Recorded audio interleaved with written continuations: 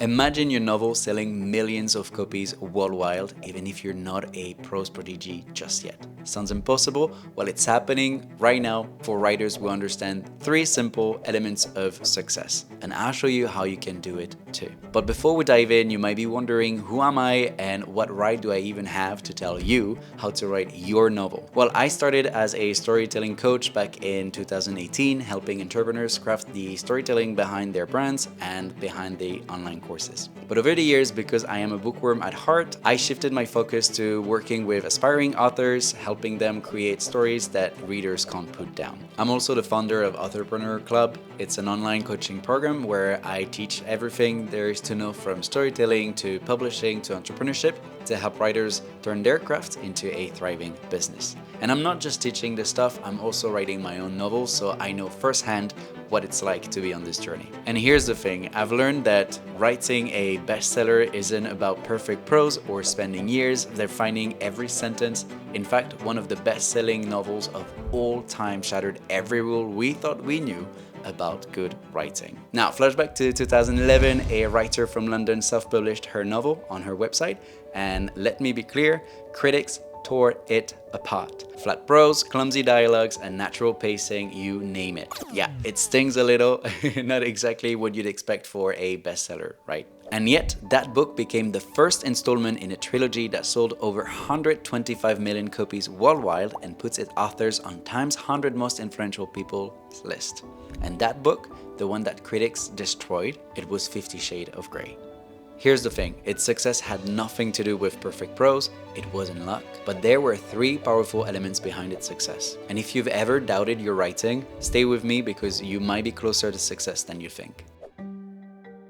The first element is what I call the duality of story, and this might just change the way you approach novel writing forever. Let me explain. Every successful novel that became a worldwide phenomenon tells two stories in parallel. The first one being the external story, so the main plot that drives the action, and the second one is the internal story, so the character's emotional and psychological journey. Think of Harry Potter. The external story is Harry's fight against Voldemort and the challenges of the magical world. But the internal story, it's Harry's emotional journey, his search for belonging, self-discovery, and learning to overcome loss. It is this internal transformation that makes reader care and connect. And it is this duality that hooks readers, action on the outside, transformation on the inside. So how do you create this duality of story? It's built through a very specific story structure, and here's where most writers get it wrong. Contrary to popular beliefs, stories like Harry Potter's and the Hunger Games don't follow the three-act structure. Why? Because the three-act structure relies on mechanical turning points that are way too predictable to make a lasting impression on readers. And predictability kills emotional impact. That's why bestseller authors use a completely different approach, which is the second element that determines a novel's success, the storytelling pillars. Now, for full disclosure, the storytelling pillars is a unique concept that I developed to help my clients write stories that readers can't put down. It is not a concept that you read or come across anywhere else, but it is the most efficient way I have found to break down a complex but crucial aspect of writing a bestseller novel. And while my full author coaching program isn't available in English just yet, it will be soon. So if you want to be the first to know when the doors open, then join the newsletter. It's free and I'll keep you updated with tips, resources, and exclusive announcement. The link is in the description down below, but if you're watching this on TV, then you can just scan this QR code and you'll be able to join the newsletter. Right, so what are these storytelling pillars? It is a modular method that adapts to the needs of any story. Whether your novel is complex with many subplots, Game of Thrones style, or simple and direct, these 6 pillars allow you to maximize the duality of story I was talking about earlier and fully unlock the potential of both your plot and the potential of your characters. They're the backbones of storytelling, the tools that allow you to create tension, emotions, and reader attachment. So let's break them down. The first pillar is the inciting incident, so the event that turns everything upside down and sets the story in motion. Now be careful, there is a tiny but really important distinction here. The inciting incident is not when the story starts, but rather what starts the dual storyline. So if we use the story of Harry Potter and the Philosopher's Stones again, the story starts when Harry is left on a doorstep, right? But the inciting incident is when he receives the Hogwarts letter, the event that changes his life and kicks off his adventure and emotional transformation. So ask yourself, Does your inciting incident trigger both the external conflict and the internal transformation? If not, then dig deeper. To really understand the inciting incident and this specific nuance, let's take a more recent example. So I've watched recently No Good Deed on Netflix, and while it wasn't exactly groundbreaking, I'll be honest with you, I watched it for Linda Cardellini.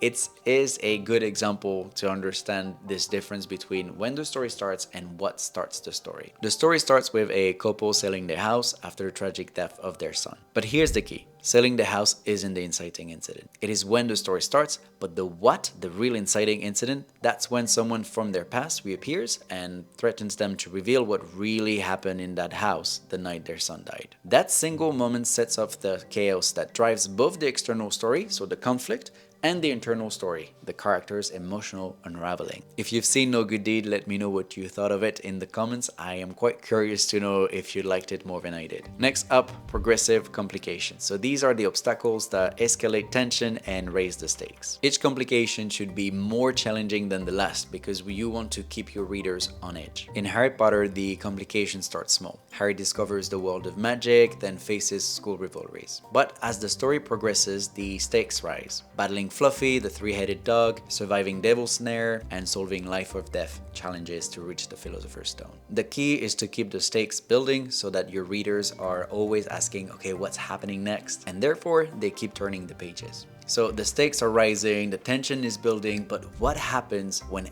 everything suddenly shifts? That's where the next pillar comes in, the turning point. The turning point is the ultimate progressive complication that changes everything. Turning points are either action, so something happens that forces a change. Let's say you're the main character, you're on a date, you're looking good, and for the first time in a long time, you don't have to come up with an excuse to go to the toilet, to just text your friends to get you out of it. And suddenly, a bomb explodes. That's an action in the story that changes everything. Or turning points can be revelations. Your protagonist learns something that alters their course or shifts their perspective.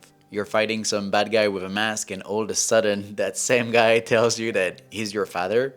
You get the point. Now, here's an important nuance. While it's generally better to escalate turning points so the stakes build naturally, not every turning point needs to be increasingly dramatic. And that's how they differ from progressive complication. Just like in real life, some turning points are small but meaningful. Maybe it's a quiet realization or a solo moment that forces the characters in a new direction. The key is this: turning points, big or small, must move the story forward and make your protagonist face a choice. And as long as the characters' choices carry weight, the turning points will feel authentic and engaging. So now your story has turned and your protagonist is backed into a corner. They face a moment of crisis, a choice that they just can't escape from. So let's talk about the fourth pillar, the moment of crisis and contemplation. This is where your protagonist face a choice and neither option is easy. The options are available to your characters must lead to one of those two things. Either a dilemma, meaning that both choices have negative consequences, or a sacrifice, so choosing one path means losing the other. This moment is where readers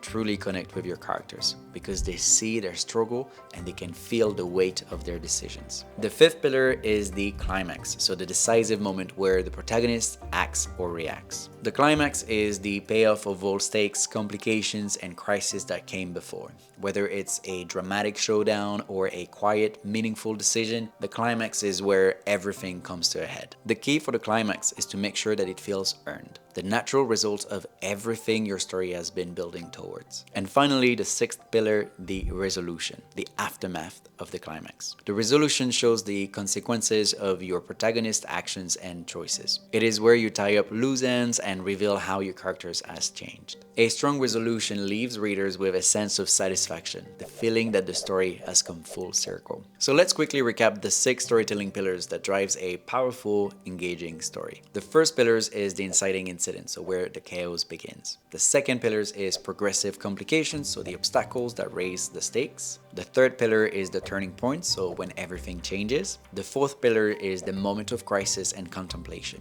so the tough choices with real consequences. The fifth pillar is the climax, so the payoff of all your tension and stakes. And finally, the sixth pillar is the resolution, so the satisfying conclusion that brings it full circle. Now here's what truly sets these storytelling pillars apart and makes them so powerful, their ability to adapt to the different layers of your story. The third element that determines the success of a novel is this: how well you apply these storytelling pillars across every level of your story. Here's where it gets really interesting. While the core mechanics of each pillar stays the same, their nuance, so their weight, their purpose, their focus, changes depending on the layer of the story you're working on. Think of it like a Russian doll. The same design repeats itself at different scales, but each layer has its own unique detail and focus. Mastering this is what allows you to tell a story that feels seamless, engaging, and layered, no matter how complex your story is. So how do you adapt these pillars across your story? That's exactly what we'll explore in this next video, where I'll dive into the third element and show you how to take your storytelling to the next level. And in the meantime, if you're serious about taking your novel to the next level, then you can book a free story blueprint call with me. It will be the first link in the description down below, so don't wait. I hope you found this video helpful, and I'll see you in the next one.